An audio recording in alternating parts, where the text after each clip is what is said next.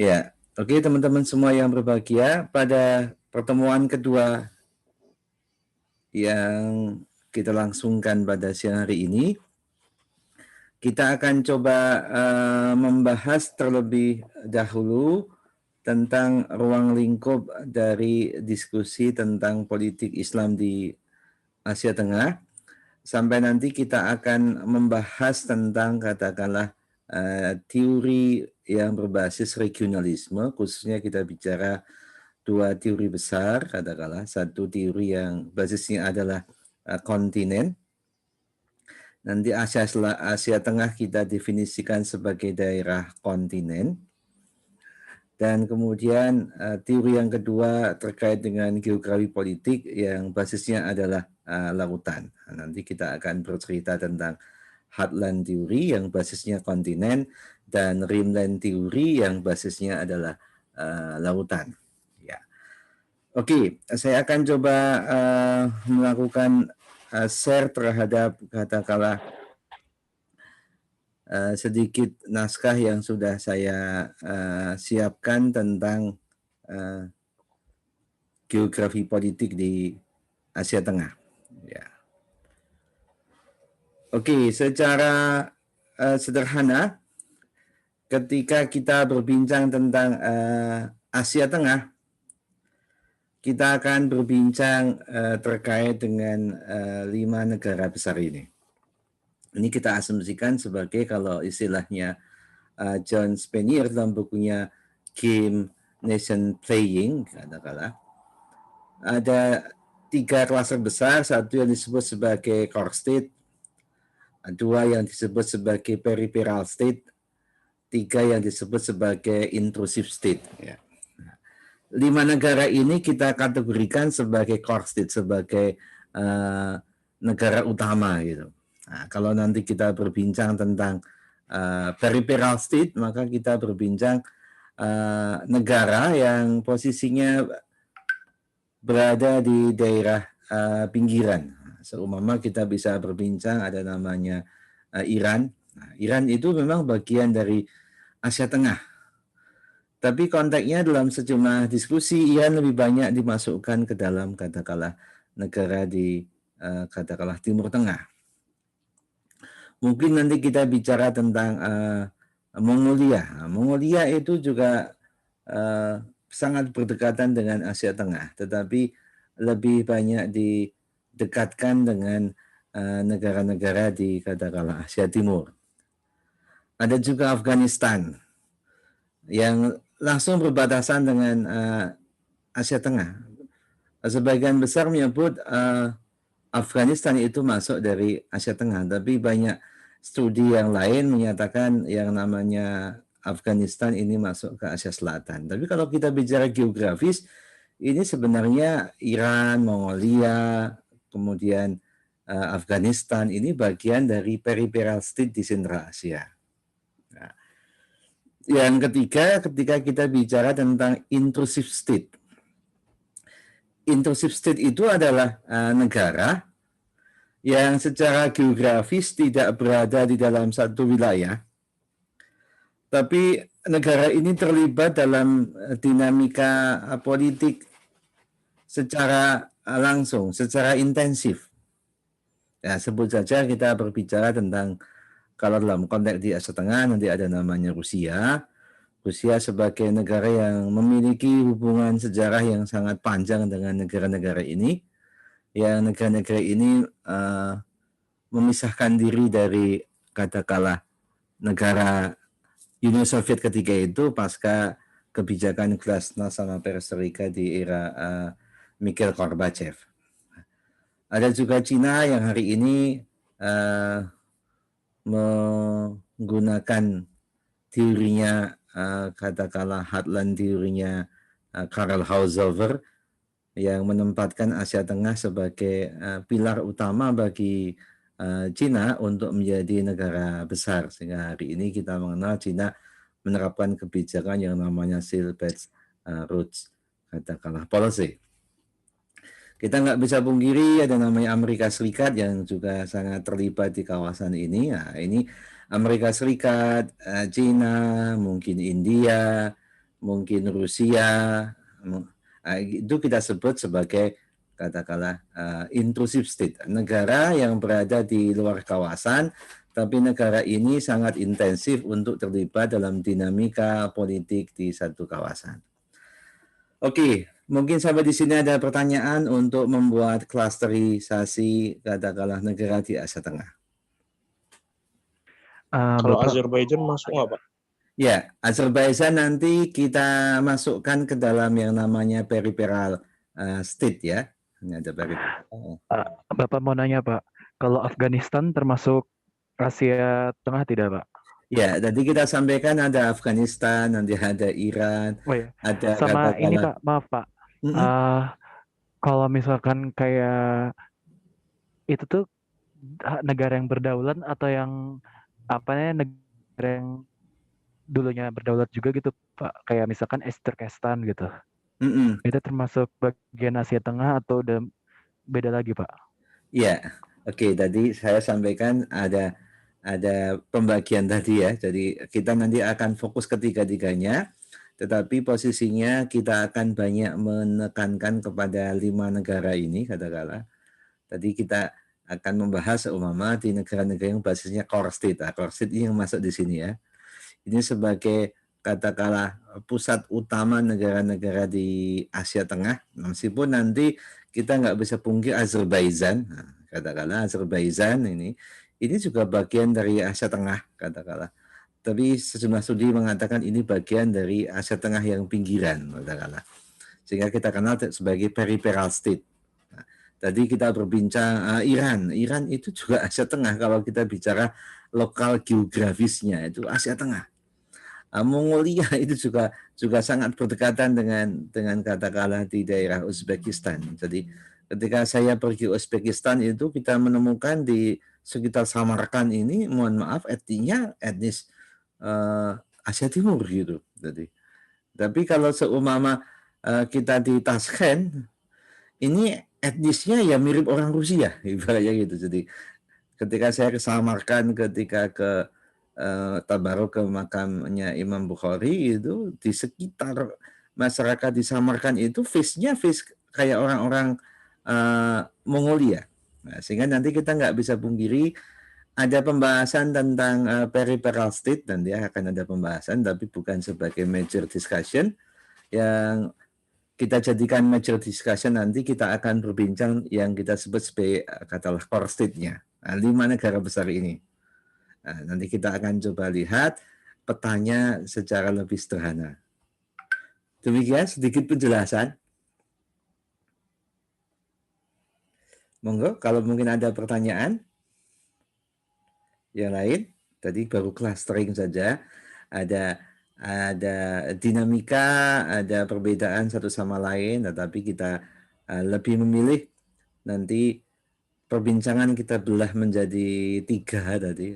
Nanti perbincangan tentang intrusive state nanti kita akan bahas di agak penghujung nanti di pertemuan ke-14-15 tentang peran negara besar terhadap dinamika politik Islam di Asia Tengah. Katakan. Kita tidak bisa pungkiri nanti Asia Tengah yang dulunya relatif ramah kepada Islam hari ini cenderung tidak ramah kepada sejumlah gerakan-gerakan Islam. Nah, nanti kita bisa lacak apakah ini pengaruh dari intrusive state ataukah pengaruh dari siapa? Nanti kita bisa kaji. Kita juga bisa mengkaji tentang katakanlah seumpama hari ini kita nggak bisa mungkiri sejumlah negara peripheral state, sebut saja nanti Iran, kemudian sebut saja nanti Afghanistan ini negara yang cukup memberikan pengaruh karena daerah-daerah ini sebagai buffer state gitu katakanlah. Selama ini katakanlah yang namanya Iran ketika kita berbincang dalam konteks kebijakan Uni Soviet ketika itu, Iran itu sebagai daerah penyangga. Daerah penyangga dari siapa katakanlah? Daerah penyangga bagi Uni Soviet katakanlah. Demikian juga katakanlah bagi Amerika Serikat. Yang namanya Afghanistan ketika itu pada waktu konteks perang dingin itu dijadikan daerah penyangga bagi katakanlah Amerika Serikat. Sehingga ketika itu Amerika Serikat habis-habisan untuk mengambil alih yang namanya Afghanistan, sampai kemudian Amerika Serikat memobilisasi bantuan dari kelompok mujahidin, Osama bin Laden nanti itu diajak berkolaborasi untuk menjatuhkan katakanlah dominasi Rusia di Afghanistan, sehingga kemudian mohon maaf Rusia atau Uni Soviet di tahun 90 itu terusir dari Afghanistan. Gantian sebelumnya katakanlah kalau tahun 90-an Rusia bisa diusir dari Afghanistan gitu. Ya, di tahun 1979 katakanlah Amerika Serikat itu juga diusir dari Iran ketika ada revolusi Islam Iran 1979. Jadi negara Asia Tengah yang kita sebut sebagai peripheral di Asia Tengah ini pernah menjadi dua situs yang mana dua negara besar seperti Amerika Serikat ataupun Uni Soviet itu terusir. Kalau Amerika Serikat terusir di Iran, kalau Uni Soviet terusir di Afghanistan. Itu sedikit informasi awal, Mas. Monggo kalau ada pertanyaan yang lain. Bisa dimengerti? Monggo. Siapa? Ya, terima kasih. Oke, ini dari sisi katakanlah bendera. Kalau nanti kita menganalisis bendera. Nah, jadi kita tidak bisa pungkiri katakanlah ada dua identitas yang khas ketika kita bicara dunia Islam. Identitasnya apa kira-kira? Yang ini kita bisa temukan di Pakistan, kita temukan di Arab Saudi, sebenarnya negara-negara dengan penduduk Muslim itu rata-rata menggunakan simbol-simbol ini. Bulan bintang, Pak. Ya, bulan bintang, betul Mas. Jadi bulan bintang ini menunjukkan simbol di sana ada katakanlah komunitas Muslim. Nah, nanti kita bisa lihat kenapa Kirgistan ini kok berbeda ya katakanlah. Jadi simbol-simbolnya agak berbeda. Kenapa background-nya warna merah gitu katakanlah. Nah, nanti kita akan bisa lacak ternyata nanti ini juga terpengaruh oleh afiliasi etnis atau afiliasi mazhab. Nanti kalau kita kaji, kalau Kazakhstan, Turkmenistan, Uzbekistan, Tajikistan ini majoriti memang katakanlah Sunni katakanlah. Kalau yang di Kirgistan nanti majoriti kalau tidak salah Syiah seumpama. Itu ada pengaruhnya satu sama lain. Oke, jadi dari sini kita bisa melihat bahwasanya Turkmenistan ini gagasan Islamnya sangat kentara sekali, sehingga kemudian platform dari benderanya itu memang hijau gitu. Sangat kental sekali. Nah, kalau yang di Uzbekistan ini, saya pernah tinggal di Uzbekistan selama plus minus 1 minggu sampai 10 hari, memang nuansa keislamannya memang sangat kental sekali. Meskipun kebijakan terkait dengan Islam ini ya relatif moderat. Ya, oke, kita masuk mengidentifikasi kepada informasi dasar dari katakanlah negara-negara yang masuk kita sebut sebagai core state tadi. Kita bisa lihat memang nanti pola pemerintahannya nanti seumpama katakanlah kita bisa lacak ini presidensial, kalau Kirgistan ini parlementer seumpama. Ini kita bisa lacak. Kalau Tajikistan ini semi presidensial, kalau Turkmenistan presidensial, kalau Uzbekistan presidensial, sehingga trennya memang ada sebuah negara dengan basis negara republik semua negara republik. Kemudian ada yang parlementer, ada yang presidensial, tapi majority itu menggunakan presidensial. Kita tidak bisa pungkiri dalam konteks tertentu karena nanti kita berbincang tentang politik klan, politik etnisitas, politik suku gitu. Klan itu kan suku gitu. Kita tidak bisa pungkiri memang negara-negara di Asia Tengah ini budaya politiknya memang cenderung budaya politik yang sifatnya parokial. Kalau teman-teman nanti belajar tentang budaya politik. Kan menurut Gabriel Almond sama David Easton itu budaya politik kan dibagi ke dalam 3 klaster besar. Satu budaya politik parokial, kedua budaya politik subjek, tiga budaya politik partisipan. Nah, kalau parokial ini yang namanya otoritas pemimpin itu sedemikian rupa sangat kuat gitu. Ini dicontohkan sebagai karakter-karakter masyarakat tradisional, di mana katakanlah rasa hormat, di mana apresiasi kepada pemimpin itu sangat kuat. Kalau dalam bahasa lain orang mengatakan ada budaya patronase. Pemimpin itu dilaksanakan, diasumsikan sebagai patron, sebagai ayah, sebagai orang tua, di mana jadi tempat bergantungnya masyarakat itu katakanlah. Jadi kalau dalam bahasa kita ya pecah gesang derek Pak Yai seumpama itu menunjukkan begitu berperannya yang kita sebut sebagai pemimpin. Nah, sehingga wataknya menjadi sangat kuat sehingga ini republik tapi presidensial. Pemimpin ini sangat otoritatif gitu. Nah, cuma tadi ketemu di satu titik di katakanlah di Kirgistan tadi kita temukan bahwasanya ada republik tapi parlementer. Nah, ini logikanya sudah mulai berbincang bahwasanya budaya patron klien ini relatif tidak dominan lagi. Sehingga ada namanya republik parlementer, sehingga katakanlah presidennya adalah bukan sebagai kepala pemerintahan. Kepala pemerintahan nanti biasanya kalau parlementer ya dipimpin oleh Perdana Menteri. Ya, oke. Itu analisis yang pertama kita bisa tunjukkan dari bentuk pemerintahan secara umum ini adalah bentuk jumhuriyah, bentuk republik.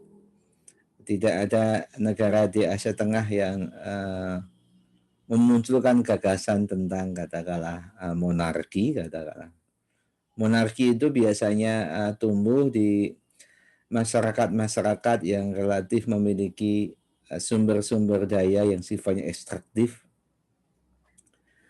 sifatnya pertambangan katakanlah. Jadi negara-negara yang memiliki aset-aset pertambangan yang kuat itu biasanya muncul pada waktu pembentukan negara baru di abad ke-20 itu jadi kerajaan, seperti kita bicara di Kuwait, kita bicara di Arab Saudi, kita bicara di Brunei, kita bicara di Maroko. Jadi trennya negara-negara kerajaan ini adalah negara kerajaan itu sudah kaya terlebih dahulu sehingga kemudian bisa memobilisasi masyarakat.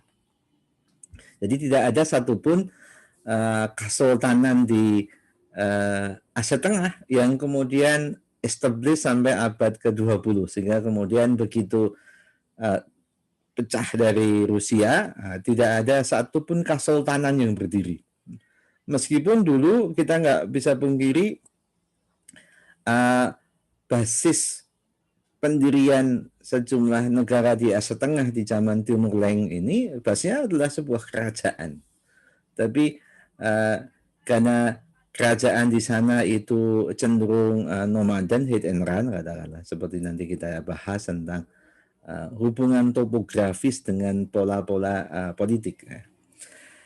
Yang kedua, kita bisa analisis secara sederhana dari sisi wilayah.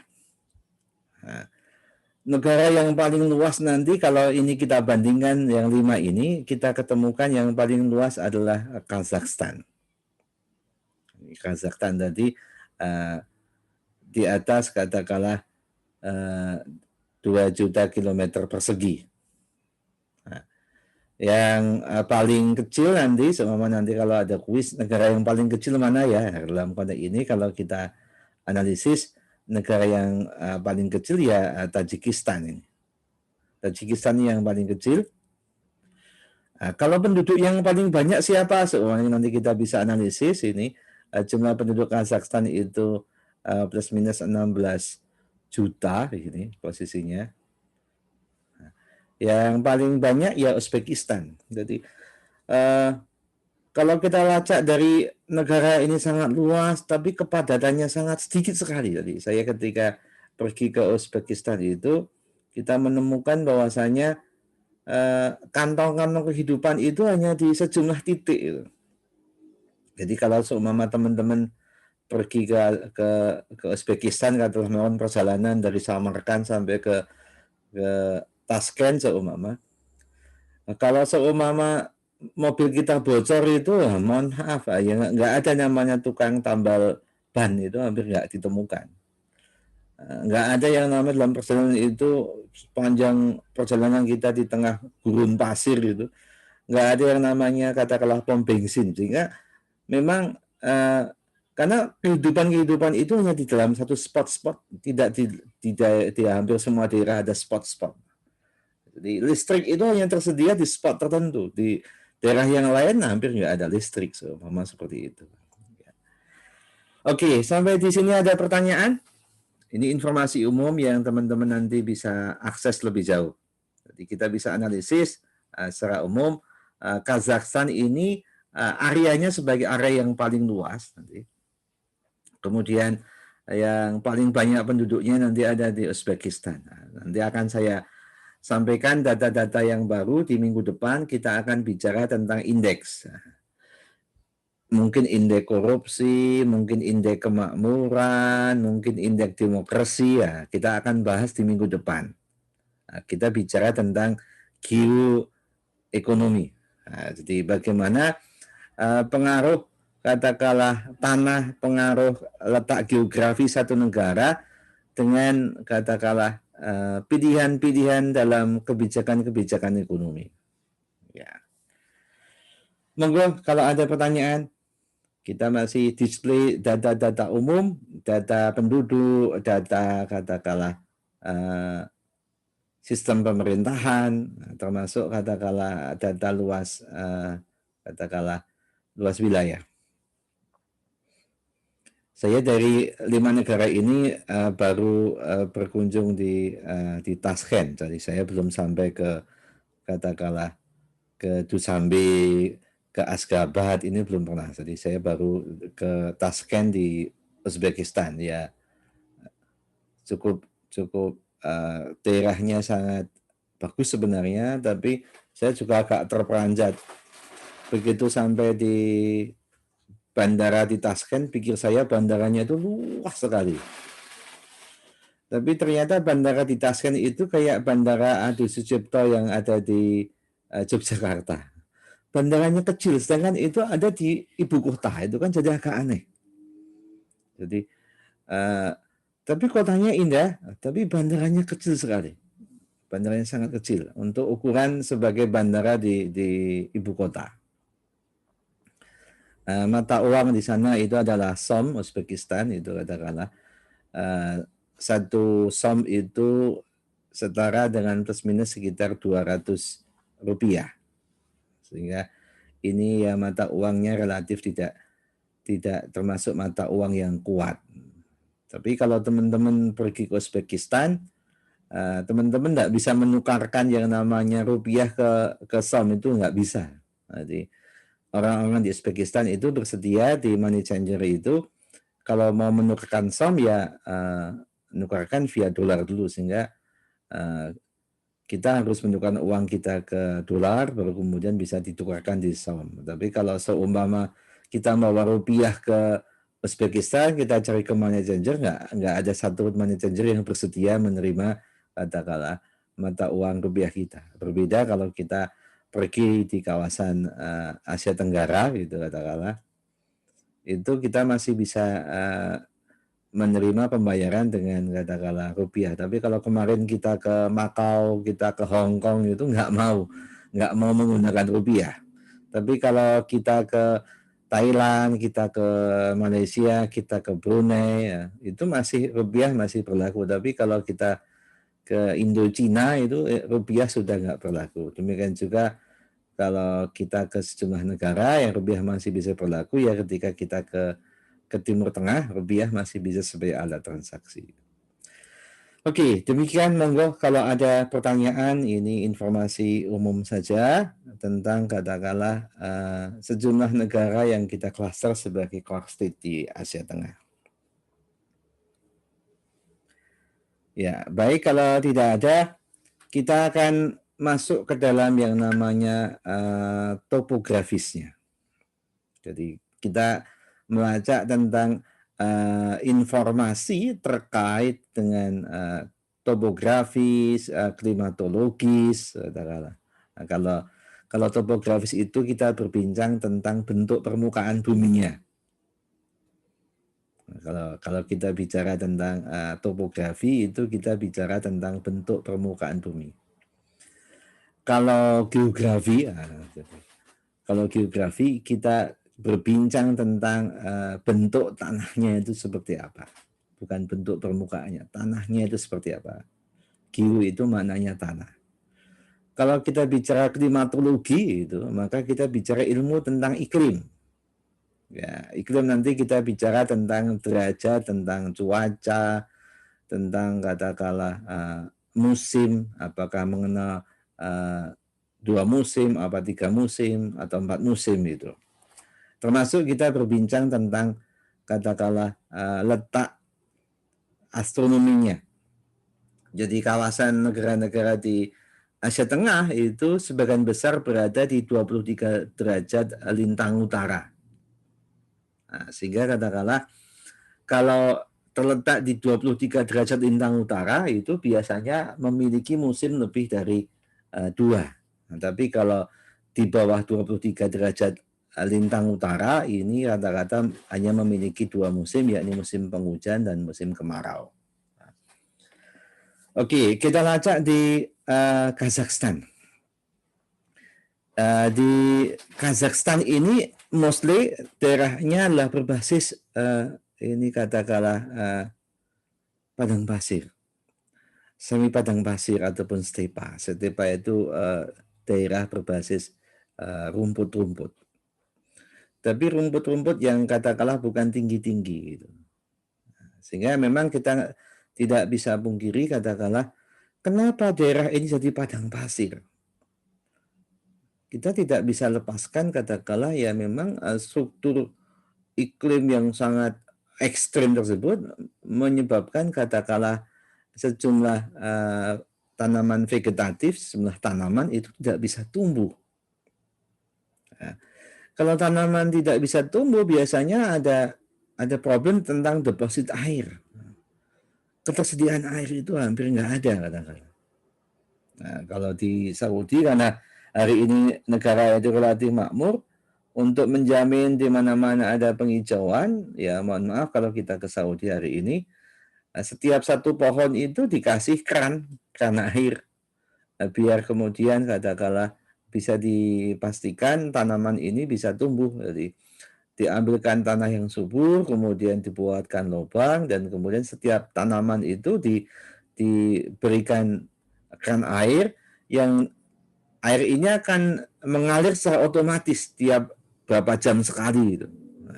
Kita bisa bayangkan berapa debit air yang dipergunakan pemerintah Arab Saudi untuk membuat reboisasi penghijauan di sepanjang jalan di sekitar kota Mekah sama Madinah. Itu sudah mulai ada penghijauan di kanan kiri jalan. Jadi sebagian besar ini sebagai daerah yang katakanlah ngarengnya itu berbasis sebuah padang pasir gitu, dan isinya gunung-gunung yang keras itu, bukan gunung yang hijau.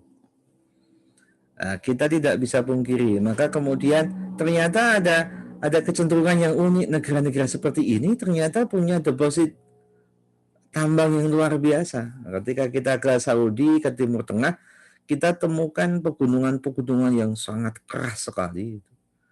Sehingga lumut pun tidak bisa tumbuh gitu katakan. Tapi ternyata di bawahnya ada deposit minyak gitu. Sama juga kalau teman-teman pergi ke Papua, itu ada gunung-gunung yang batunya kayak batu keras sekali ya. Ternyata di bawah gunung itu ada emas, ada tembaga yang luar biasa gitu. Ya. Ini Kazakhstan. Jadi hampir sulit di Kazakhstan ini kemudian bisa memproduksi yang namanya kebutuhan-kebutuhan pangan seperti padi itu hampir sulit. Yang bisa mungkin katakanlah gandum gitu. Demikian juga ketika kita berbincang di Kirgistan. Jadi secara temperatur ini katakanlah kita bisa lihat bisa cukup tinggi katakanlah. Jadi sampai 40 derajat Celcius itu katakanlah. Saya ketika di Uzbekistan itu pada waktu musim dingin itu cuaca katakanlah temperatur itu bisa mencapai katakanlah 2 derajat Celcius sehingga kemudian kita semua kalau berbicara di luar itu pagi-pagi kayak jadi makhluk naga api ya. Mulut kita mengeluarkan uap air yang seperti itu. Yang dalam konteks tertentu kita bisa lihat katakanlah ini adalah kontinental yang kering gitu. Jadi kita tidak bisa pungkiri ini daerah-daerah yang sangat kering gitu katakanlah. Tapi kalau siang hari sangat kering, tapi kalau malam hari ini luar biasa. Jadi katakanlah kalau siang hari sangat panas, tapi kalau malam hari sangat dingin sekali. Ini pola yang kedua. Kirgistan. Kita masuk pola yang lainnya relatif sama. Kalau nanti teman-teman masuk ke dalam katakanlah topografisnya di aplikasi, semua saya punya Microsoft Encarta, tapi sayangnya ini nggak bisa diinstal ke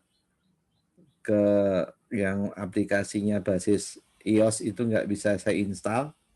Nanti akan tampak katakanlah ini desert, ini katakanlah lembah-lembah yang hijau, ini pegunungan. Nah,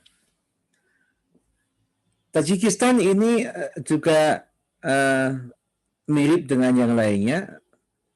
Jadi ada ditemukan banyak katakanlah gunung-gunung yang didominasi oleh landscape yang memanjang, ada namanya Fergana Valley gitu. Yang ini langsung berbatasan dengan katakanlah Afghanistan.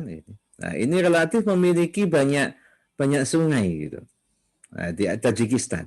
Nah, tapi kalau kita saya selama di Uzbekistan itu hampir tidak ketemu dengan yang namanya sungai karena gunung berapinya itu tidak tampak gitu. Nah, jadi kalau ada sungai itu biasanya pasti ada gunung berapinya. Demikian juga di Turkmenistan itu masih ditemukan sejumlah desert dan ditemukan sejumlah katakanlah sungai-sungai. Ini nanti akan mempengaruhi katakanlah perilaku, kecenderungan cara berhidup masyarakatnya. Kita berbincang tentang katakanlah di Uzbekistan. Ini juga majority ya kawasannya berpasir.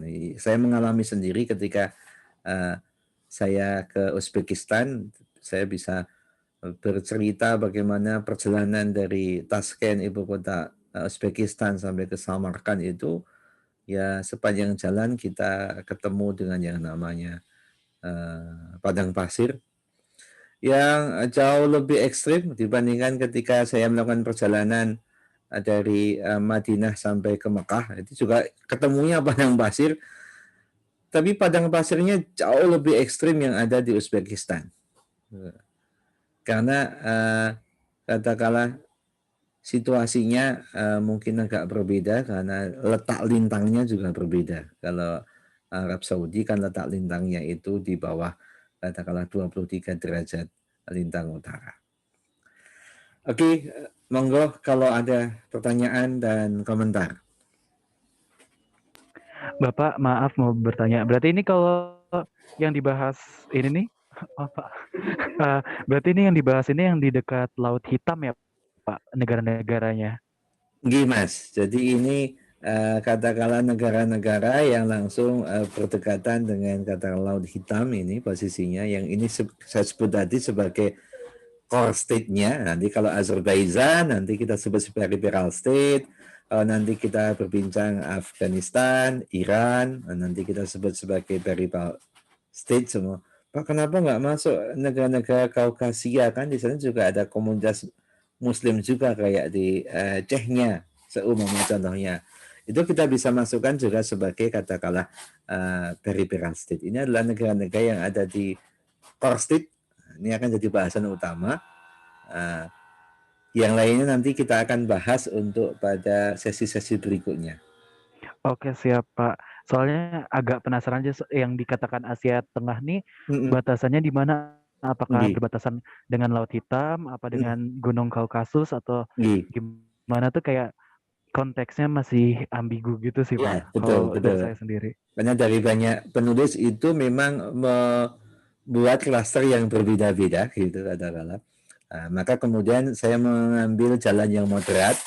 Kita membuat klasifikasi sebagaimana hanya klasifikasi yang dibuat oleh John Spanier dalam bukunya Game Nation Playing katakanlah. Yang tadi saya bahas di awal, cara membaca regionalisme itu dengan 3 pola besar. Perilaku dari core state sebagai negara-negara utamanya, biasanya di epicentrumnya gitu. Perilaku dari negara-negara peripheral state, negara-negara yang ada di pinggiran, sama negara yang sifatnya intrusive state. Nanti kita akan bahas ke semuanya, tapi yang lebih mendalam nanti yang ada di core state. Ngaten nggih? Ya, oke, kita akan coba membahas secara umum lagi. Nah, kalau tadi kita pembahasan dari sisi katakanlah kondisi geografis, kondisi topografis, kondisi klimatologis ibaratnya. Kita akan coba membahas secara umum tentang 2 teori besar. Nah, jadi satu teori yang memang berbasis katakanlah kontinen. Jadi sekali lagi ini kenapa saya tulis klasik? Karena dalam pandangan teori geografi politik klasik itu berasumsi posisi geografis itu menentukan perilaku politik gitu. Nah, berbeda nanti kalau kita bicara tentang teori geografi politik modern. Lingkungan alamiah itu tidak secara otomatis menentukan perilaku seseorang. Jadi katakanlah, kalau dulu orang bisa mengatakan seperti ini, kalau orang di desa itu cenderung harmoni dibandingkan dengan orang-orang di kota. Orang di desa cenderung mengedepankan prinsip komunalisme, prinsip-prinsip kebersamaan. Orang-orang di kota mengedepankan prinsip-prinsip yang namanya individualisme seumpama. Satunya bicara tentang kolektivitas, satunya bicara tentang katakanlah individualisme seumpama. Kalau dalam terminologi sekarang nggak bisa, karena ada juga masyarakat kota yang juga punya kolektivitas gitu, kita nggak bisa pungkiri. Itu juga nggak bisa pungkiri masyarakat di desa karena sudah menjadi suburban katakanlah, sudah menjadi desa yang kota gitu, bisa jadi lebih individualis ketimbang masyarakat kota itu sendiri seumpama. Nah, jadi ini kita berbincang dalam konteks belum adanya intervensi teknologi, belum adanya intervensi katakanlah globalisasi, sehingga teorinya apa nanti kita belajar bukunya Pak Ate Mahan, Pak Roy Mackinder, Pak Karl Haushofer, bukunya Pak Nikolai Speckmans ini. Ini berbincang dengan asumsi bahwasanya letak geografis, posisi geografis satu masyarakat itu menentukan cara-cara mereka bertindak, mereka berkehidupan. Nah, contohnya seperti ini. Ketika kita berbincang tentang masyarakat domestik sama masyarakat nomaden, ada yang bisa menjelaskan apa itu masyarakat domestik, apa masyarakat nomaden? Mungkin saya tanya kepada Mas Rizky Ramadhani. Bisa bantu Mas, apa itu masyarakat domestik sama masyarakat modern? Monggo Mas Rizky. Atau siapa yang bisa membantu menjawab? Masyarakat domestik sama masyarakat modern, sama masyarakat nomaden. Kalau masyarakat Saya mungkin mau bantu ya, Pak. Monggo Mas. Kalau masyarakat domestik itu yang apa yang tetap berada di suatu tempat sampai yang begitu lama. Kalau nomaden itu yang berpindah-pindah sesuai dengan cuaca atau keadaan tempat tersebut. Terima kasih Mas, sangat bagus sekali ya. Jadi ya, masyarakat nomaden itu masyarakat yang berpindah-pindah. Masyarakat domestik itu masyarakat yang menetap. Oke. Nah, teman-teman yang ada di Asia Tengah ini, karena lingkungan itu memang tidak berpihak kepada kebutuhan-kebutuhan hidup dasar gitu, maka kemudian masyarakat yang namanya masyarakat di Asia Tengah, mungkin di Timur Tengah, kita kenal sebagai masyarakat nomaden, maksudnya berpindah-pindah. Jadi mereka mencukupi kebutuhan hidupnya itu dengan pola-pola ya berpindah, bermigrasi terus-menerus. Karena kalau dia tidak bermigrasi, dia akan habis itu. Kita nggak bisa pungkiri yang namanya masyarakat domestik itu menjadi masyarakat yang relatif membangun kolektivitas kepada lingkungan gitu. Jadi mereka bisa bersahabat dengan lingkungan gitu. Mereka punya tradisi yang namanya mungkin konservasi gitu. Kalau di tempat kita ada namanya hutan lindung, itu bagian daripada ekspresi masyarakat ini melakukan konservasi kepada yang namanya alam. Tapi masyarakat nomaden itu mereka nggak punya logika konservasi gitu. Ya begitu tebang, tanam, begitu sudah panen, bakar gitu, katakanlah tinggal pergi gitu. Karena dengan cara itu mereka bisa hidup gitu. Nah, dalam konteks tradisi klasik kita nggak bisa pungkiri yang mana memang masyarakat nomaden itu salah satu mata pencahariannya itu yang mohon maaf jadi perompak, jadi perampok, jadi ya kalau hari ini menjadi piracy gitu, jadi pirates gitu. Karena dengan cara itu mereka bisa mendapatkan akses ekonomi gitu. Sehingga bagaimana pengalaman Marco Polo, memang ada namanya jalur sutra yang bisa menghubungkan Eropa dengan Asia jauh lebih singkat. Tapi kenapa sebagian besar petualang dari Eropa ketika itu menggunakan jalur laut? Karena kalau menggunakan jalur, mohon maaf, jalur daratan kontinen itu banyak negara-negara Eropa itu trauma bagaimana Napoleon Bonaparte yang sangat perkasa ketika itu ketika mau mengambil alih di Rusia, di Soviet, pasukannya kalah. Yang ngalahkan siapa? Cuaca. Jadi begitu masuk ke Rusia musim dingin, bekal kehidupan nggak tercapai, banyak yang meninggal dunia sehingga gagal mengambil alih Rusia ketika itu. Nah, ini kita tidak bisa pungkiri kondisi topografis, kondisi klimatologis yang ada di Asia Tengah itu membuat Asia Tengah dalam konteks masa lalu itu jadi masyarakat yang sangat nomaden. Masyarakat yang berpindah-pindah terus-menerus. Nah, maka pola perilaku politiknya ya ambil kuasai pergi, ambil kuasai pergi, ambil kuasai pergi. Ini hit and run katakanlah policy itu.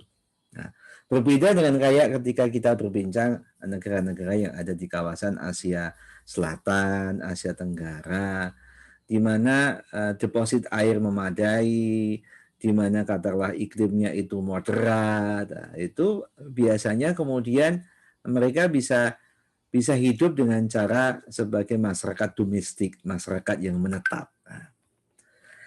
Oke, sampai di sini mungkin ada pertanyaan. Tadi kita membahas tentang domestic society sama nomaden society.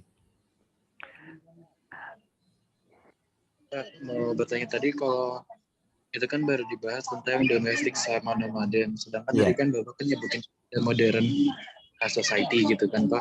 Kalau untuk society itu maksudnya gimana Pak? Oke, ini tadi kita masih berbincang yang klasik ya. Mental atau gimana?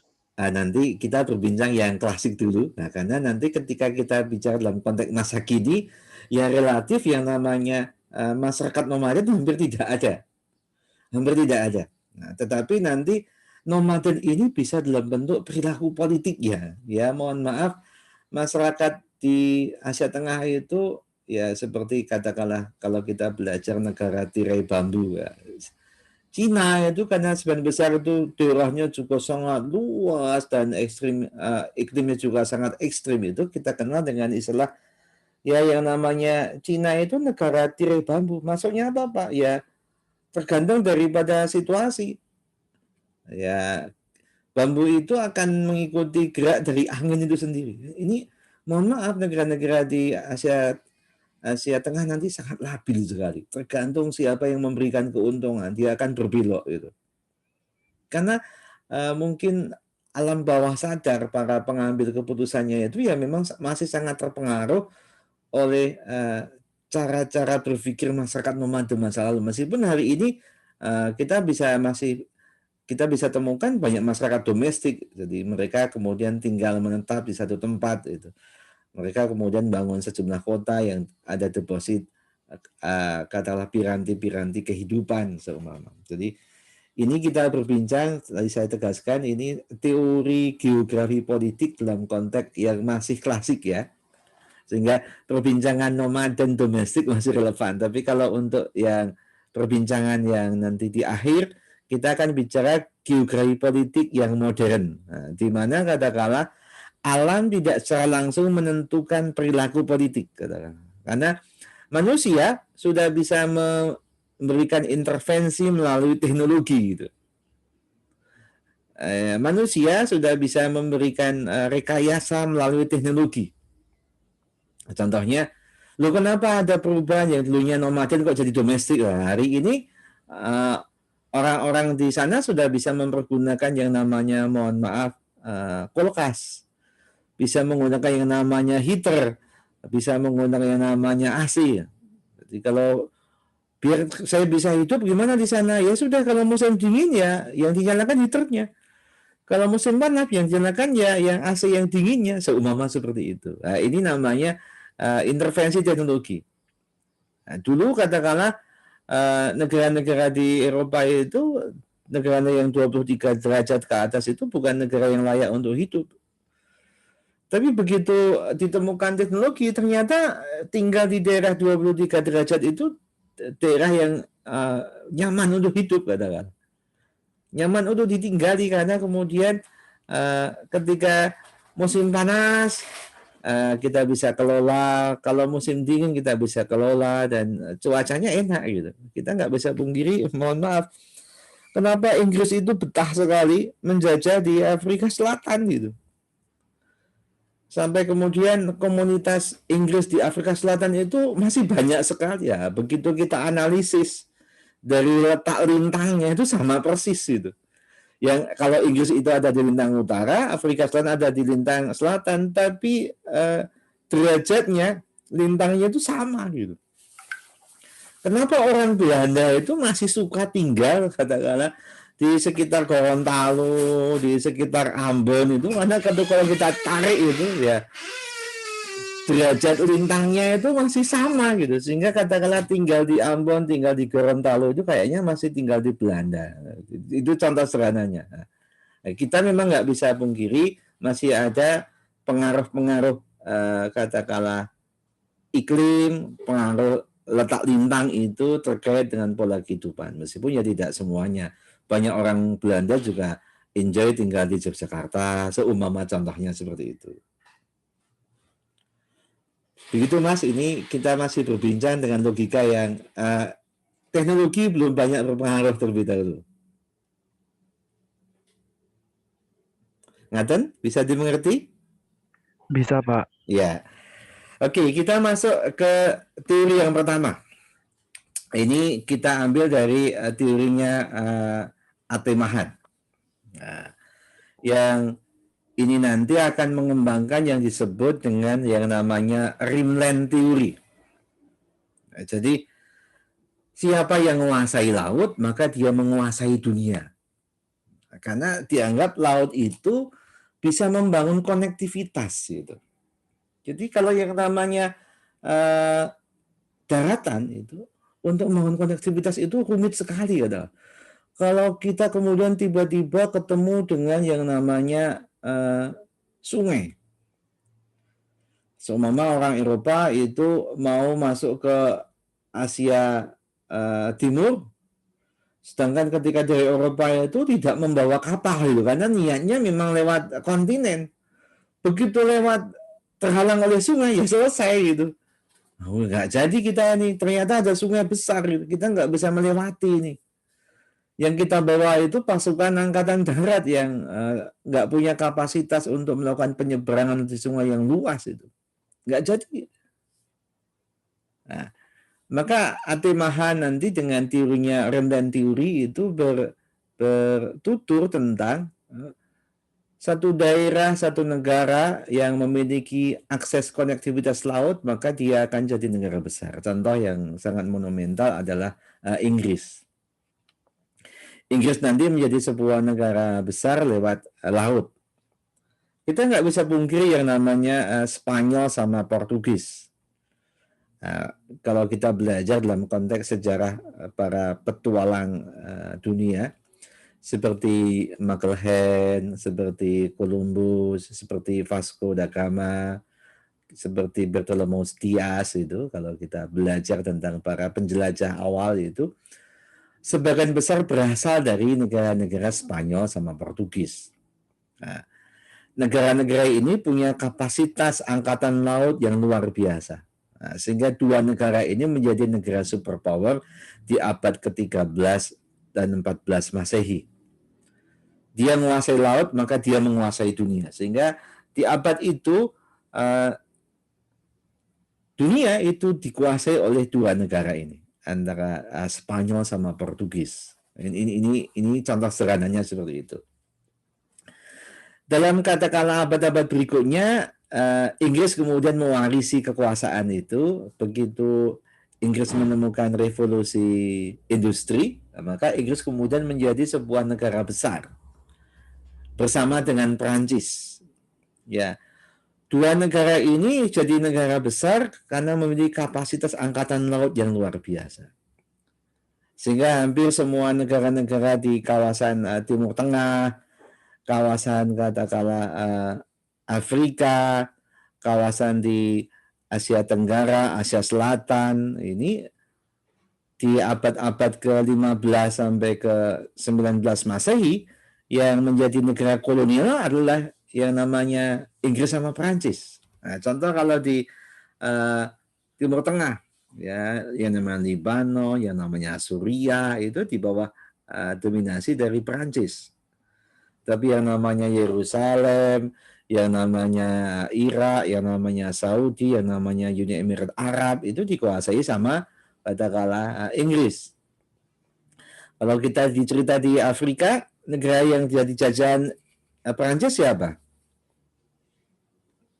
Mungkin ada yang bisa bantu? Libya, Perancis atau Inggris? Prancis, Pak. Libya? Iya, Prancis, Pak. Yakin Prancis? Ya karena kan pas awal-awal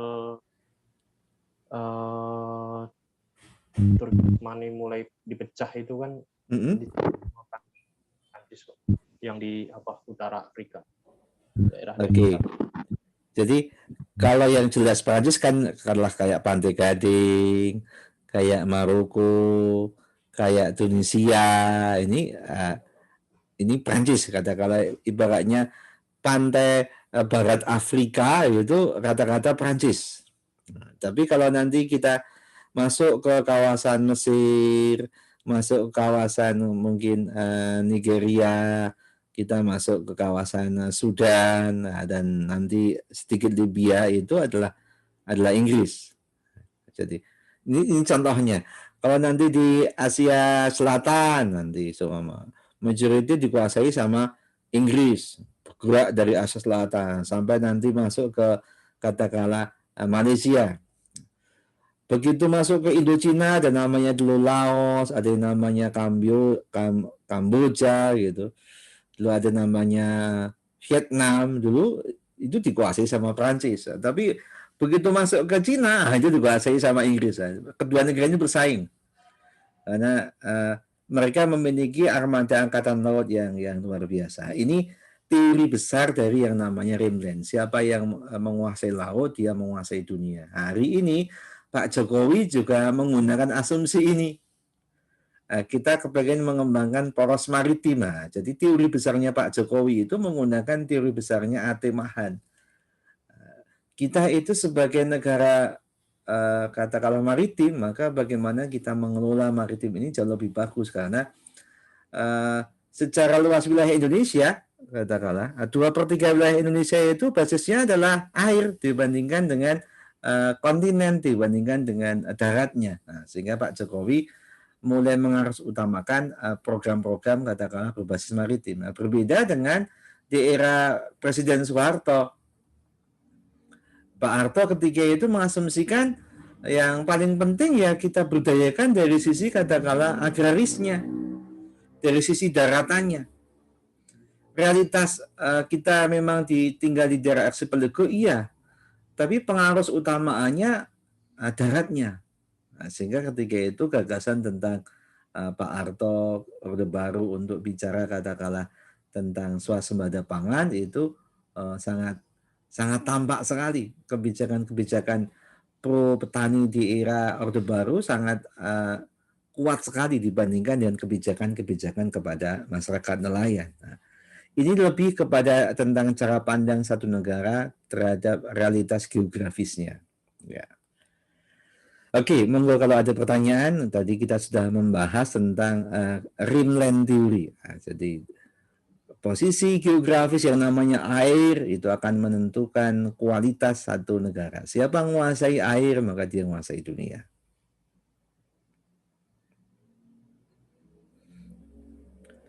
Oke, baik. Kita masuk di bagian yang kedua. Nah, ini yang dikenal dengan katakanlah heartland theory. Nah, nanti ini akan dikembangkan oleh Karl Haushofer, Roy Mackinder, Nicholas Beckman itu berbincang tentang katakanlah siapa menguasai daerah jantung, maka dia menguasai dunia. Daerah jantung itu langsung diasumsikan sebagai daerah yang berbasis kontinen atau daratan. Contohnya dulu yang namanya Timur Tengah itu disebut sebagai daerah jantung. Siapa menguasai Timur Tengah, dia menguasai dunia. Perang Dunia Pertama itu rata-rata memperebutkan katakanlah daerah jantung. Daerah jantung itu didefinisikan terjadi di kawasan di Timur Tengah. Hari ini, mohon maaf, kita tidak berharap seperti itu. Hari ini daerah jantung itu adalah di Asia Tengah. Trennya, sebentar lagi, tren konflik ini akan terjadi banyak di Asia Tengah. Karena sejumlah negara itu mempersepsikan Asia Tengah itu sebagai daerah jantung. Daerah yang sangat katakanlah strategis. Nah, sehingga kita khawatir jangan-jangan besok kalau ada perang dunia ketiga itu akan terjadi di kawasan Asia Tengah. Yang namanya Amerika Serikat, yang namanya Rusia, yang namanya Cina itu berkompetisi untuk memperebutkan di Asia Tengah. Karena apa? Daerah ini strategis sekali. Daerah ini juga punya deposit sumber daya alam yang luar biasa. Yang ini relatif belum banyak dikelola gitu. Kenapa belum banyak dikelola? Karena belum adanya akses transportasi yang memadai. Nah, Cina ini langsung berada di garis terdepan karena Cina memiliki teknologi yang luar biasa yang bisa membuat infrastruktur yang namanya kereta api itu menjadi sebuah infrastruktur yang luar biasa. Jadi kalau teman-teman pergi ke Cina itu, bagaimana Cina membangun konektivitas antara wilayah yang sangat luas itu dengan mengembangkan infrastruktur kereta api yang sangat modern. Sehingga kalau teman-teman pergi nanti ke Cina itu, yang namanya stasiun kereta api itu lebih mewah ketimbang bandara kita, itu sangat mewah sekali. Karena yang namanya stasiun kereta api itu sudah sangat sophisticated. Dan kereta apinya sudah kereta api cepat gitu. Jepang sudah tertinggal katakanlah. Nah, dulu dalam konteks kereta api cepat ya saya pernah mengalami naik kereta api cepat di katakanlah saya dari Osaka ke Hiroshima dulu sempat naik kereta api cepat di Jepang. Saya juga pernah naik kereta api cepat dari katakanlah Beijing sampai ke Xi'an ketika itu. Posisinya dua negara ini berkompetisi dan nyatanya, mohon maaf, Cina dalam konteks pengembangan kereta api cepat itu sekarang lebih advance. Buktinya apa Pak? Nah, dalam konteks tender pembuatan kereta api Bandung-Jakarta yang menang adalah kontraktor dari Cina. Yang dari Jepang kalah gitu. Nah, tapi Jepang sudah memiliki keunggulan yang luar biasa. Katakanlah kalau teman-teman yang namanya Jepang itu karena memiliki wilayah archipelago kayak Indonesia gitu, mungkin juga kayak Turki, Jepang sudah bisa membuat jalur kereta api di bawah laut. Ini kan luar biasa. Sudah bisa membuat terowongan di bawah laut. Nah, ini yang Cina belum punya kemampuan di situ karena Cina nggak punya tantangan karena Cina bukan basis negara archipelago. Nah, sehingga ketika saya pergi ke Turki tahun 2014, kita bisa melihat ternyata pemerintah Turki itu menggandeng kontraktor dari Jepang untuk membangun jalur katakanlah terowongan kereta api di bawah laut yang menghubungkan antara katakanlah ibu kota Turki Ankara dengan Istanbul. Jadi ada nama di Selat Bosporus itu katakanlah kita bisa naik lewat katakanlah ya jalur kereta api di bawah. Nah, nanti pulangnya kita naik katakanlah kapal gitu. Ini contohnya. Jepang punya kemampuan yang luar biasa dalam membangun konektivitas di bawah laut. Ya, oke. Heartland Theory ini berasumsi siapa menguasai wilayah strategis, dia akan menguasai dunia. Nah, wilayah strategis itu nanti bermacam-macam gitu katakanlah. Antar daerah juga berbeda-beda. Kalau kita berbincang, kalau kita belajar dalam konteks Indonesia, wilayah strategis Indonesia itu mana ya? Nah, Jakarta tuh katakanlah. Jadi semua pihak mengatakan yang strategis itu Jakarta, menguasai Jakarta, menguasai Indonesia. Nah, sehingga mohon maaf hari ini yang mau menjadi presiden Indonesia harus jadi gubernur Jakarta dulu. Karena Pak Jokowi bisa jadi presiden dengan menjadi gubernur di Jakarta. Kontestasi nanti di pemilu 1924 sudah mulai muncul. Nah, banyak para kandidat presiden ini dalam konteks di DKI Jakarta nih karena nanti akan ada pilkada di 2022 ini ada kontestasi menguasai Jakarta, menguasai Indonesia, contohnya kayak gitu. Kalau kita berbincang di tingkat yang lebih lokal katakanlah, katakanlah dalam konteks pilkada, menguasai wilayah ini, menguasai kabupaten ini artinya, katakanlah. Karena itu akan menjadi batu pijakan untuk memberikan pengaruh kepada daerah-daerah yang lain. Itu yang disebut dengan Heartland Theory. Menguasai daerah jantung, menguasai dunia. Semakin kita memiliki kepekaan gitu, ini calon daerah jantung loh, kita akan bisa sukses. Ini kalau kita menggunakan pendekatan klasik. Nah, demikian sedikit pengantar tentang teori klasik tentang geografi politika. Besok minggu depan kita akan berbincang tentang geoekonomi yang sudah mengedepankan pendekatan geopolitik yang lebih modern. Demikian, monggo kalau ada pertanyaan maupun komentar, kita sudah berlangsung sekitar plus minus 1 jam lebih sedikit. Mohon maaf, Pak. Silakan Mas Rois, kalau ada pertanyaan. Bisa minta PowerPoint-nya nggak, Pak? Boleh, nanti saya sharekan ini. Nanti video juga akan saya kirim ke YouTube nanti. PowerPoint juga kita sharekan di My Class atau saya kirimkan di katakanlah di WhatsApp group. Matur nuwun, Pak. Monggo, yang lain kalau ada pertanyaan untuk pendalaman.